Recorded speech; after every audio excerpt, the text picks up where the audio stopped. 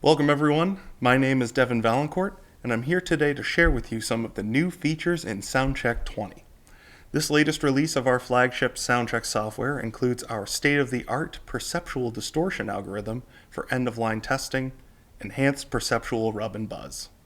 It also includes a host of new features for multi-channel and communications testing, increasing its capabilities for audio measurement of smart speakers, infotainment systems, headphones and hearables, and other voice-activated multi-channel devices. Let's dive right in and take a look at what's new in SoundCheck 20. Listen's new perceptual rub and buzz algorithm is a reliable and repeatable method of detecting audible rub and buzz faults on the production line. This offers manufacturers the option to increase yield by rejecting only those devices with audible distortion defects. There's a few aspects that make this algorithm unique. First, the superior noise reduction technology used in our patent-pending algorithm offers unrivaled repeatability. You can see in this graph here, we compare the results for 10 measurements made with this new algorithm to the same 10 speakers measured with both SoundCheck's original perceptual rub and buzz algorithm, that was launched back in 2011, and a more recently launched algorithm from another test system manufacturer. This high repeatability makes setting limits easier, which is critical for production line use.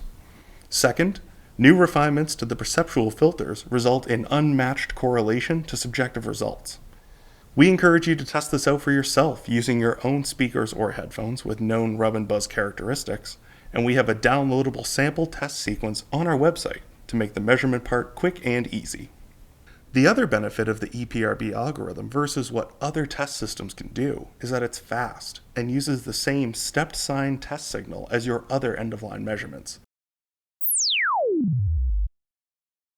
This means that perceptual rub and buzz can be measured simultaneously with both conventional or normalized rub and buzz, as well as frequency response, polarity, THD, and other standard production metrics. You can therefore add end-of-line perception metrics alongside other measurements without increasing your overall test time.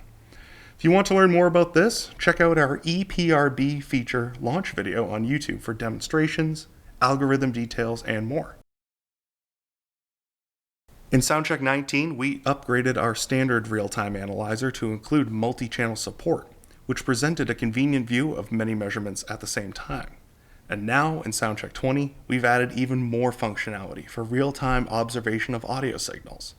If you are using an older version of SoundCheck and need to make multi-channel measurements, these improvements alone are worth the upgrade to SoundCheck 20. In addition to viewing multiple channels simultaneously, the improved RTA offers real-time calculation and display of channel subtraction, maximum, minimum, and power average. This functionality is essential in automotive testing, where 6 microphone array measurements are common for measuring infotainment system performance. With this improved RTA, all 6 microphone signals can be displayed at once, and the max SPL can be calculated over the frequency range and displayed in real time, all on the same graph. This product discussion wouldn't be complete without mention of the AmpConnect 621, our new multi-channel audio interface. This 6-in, 2-out audio interface integrates seamlessly with the new multi-channel RTA and offers unmatched functionality for multi-channel measurements on a wide array of devices, especially those featuring dynamic signal processing. The multi-channel RTA is also excellent for headphone testing applications. For example, it can be used to confirm accurate fit of headphones in an ear simulator prior to making a measurement, saving time and guesswork. Here is Les demonstrating testing headphones using a head and torso simulator.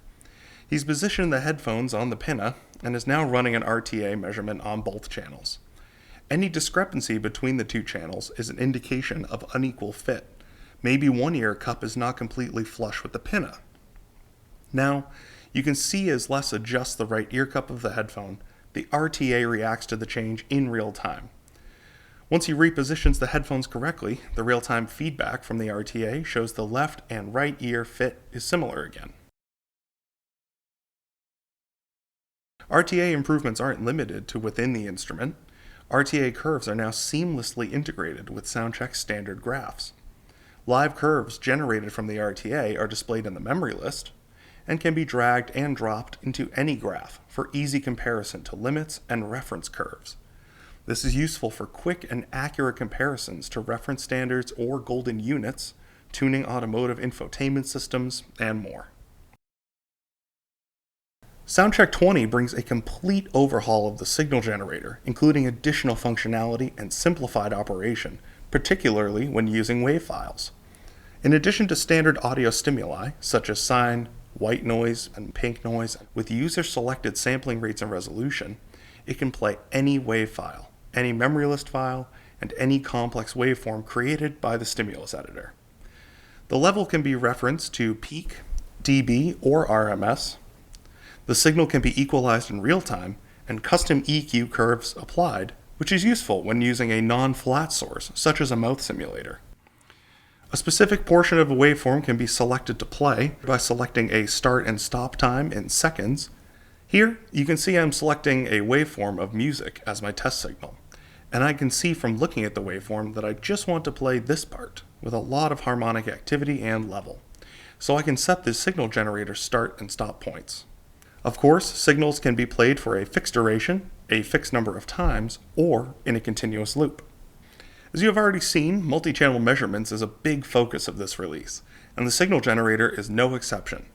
Multiple signal generators can be run simultaneously, and output from 2 or more signal generators can be mixed on the same channel. Waveforms from multiple signal generators can be synchronized, or a delay added for non-coherent playback, for example, when generating background noise. If you're creating background noise, you might want to play a specific collection of WAV files with them all offset by a certain amount. Here, you can open multiple signal generators, select the WAV file for each, and then manually set the synchronization offset. Conversely, you could also sync your signal generators to start simultaneously for synchronous testing on multiple channels. In SoundCheck 20, we've added a new, optional POLQA analysis module. This brings the calculations from the POLQA version 3 algorithm, adopted as the ITU standard, right into the SoundCheck analysis suite. POLQA, which is short for Perceptual Objective Listening Quality Analysis, is used for perceptual measurements of speech degradation in communications applications, ranging from telephones to smart devices. Because this algorithm is a complete end-to-end communications test, its applications go way beyond traditional communications tests into areas such as smart speakers, hearables, and more, where it may be used to assess the impact of the noise reduction algorithms, evaluate Bluetooth degradation due to packet loss, or to analyze distortions introduced into the audio path. There are 2 included parts to this module, the SoundCheck module itself and a POLQA license, which must be installed on the SoundCheck computer. Once both are installed, the integration is completely seamless. Let's take a look. You simply need to select POLQA in the analysis module, specify which version you want to use. Version 3 is the current version used in the ITU standard, and we've included the older version 2 just in case you need backwards compatibility to reference values with an older test system, and then hit start. You can see that you get a clear readout of the MOS value at the end. This data can be saved to SoundCheck's memory list, to a database, or any other way that you normally save your test results. And of course, this can be used within a test sequence just like any analysis step, for repeating the same measurement sequence many times or on many devices. We have offered batch processing of collected data since 2012, but now, in version 20, we've extended this with the ability to automatically load and process external data. This is useful in any application where you want to automate the testing of a large number of external data files via a sequence. For example, in communications testing, you may want to quickly process a large collection of WAV files or speech recordings to calculate the mean opinion score of the degraded speech files. Here's an example of batch processing in SoundCheck using our new copy via config custom step. This sequence locates a group of both original and degraded WAV files. The POLQA post-processing step is configured to use the reference waveform and the degraded waveform. In conjunction with a CSV file pointing to the folder path of each file, SoundCheck's copy via config custom step can work through large amounts of files automatically, whether you are testing 4 or 400 audio files. As each pair of degraded and non-degraded waveforms are processed in SoundCheck, a display step shows the results.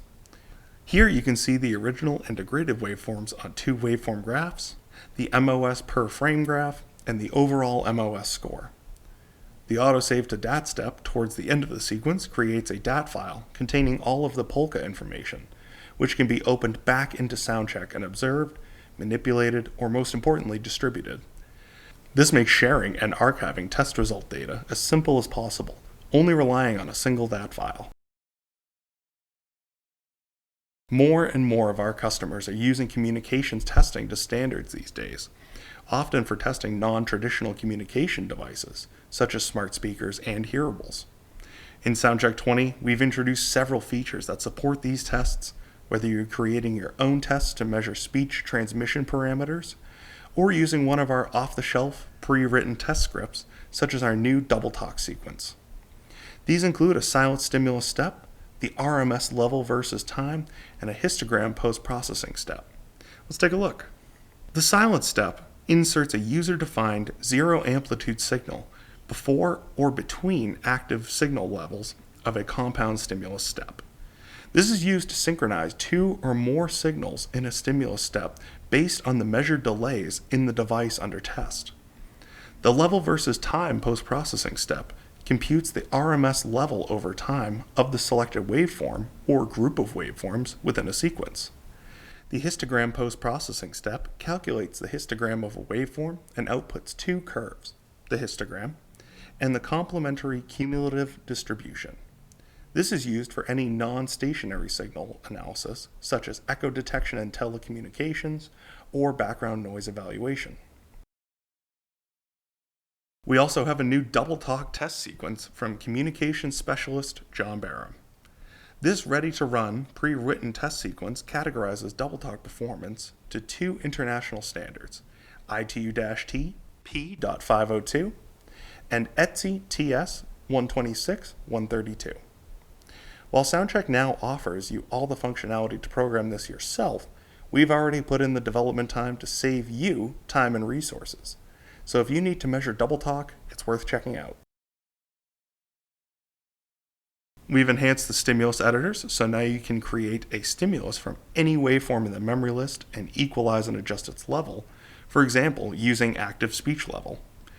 This means that you can make adjustments to externally acquired test signals, such as those imported into SoundCheck via TCP/IP or recall steps. This is particularly useful for smart device certification and testing. Back to our theme of multi-channel testing, it's now possible to export multiple SoundCheck recorded waveforms into a single multi-channel wave file.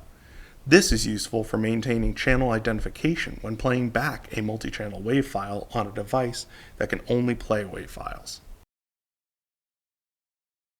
And finally, a new hardware reset option in the setup wizard allows audio interfaces to be changed without needing to reconfigure channels. This offers an instant way of restoring hardware to a known configuration. So that's a quick roundup of the new features in SoundCheck 20. I hope you found it helpful. For those of you who have support contracts, I hope this introduction of the new features and functionality in SoundCheck has you excited to try out these new features. If you don't currently have a support contract and would like to see additional demos of these features, discuss upgrade pricing, or discuss your specific test needs, please contact your local sales engineer or distributor. Thanks for watching.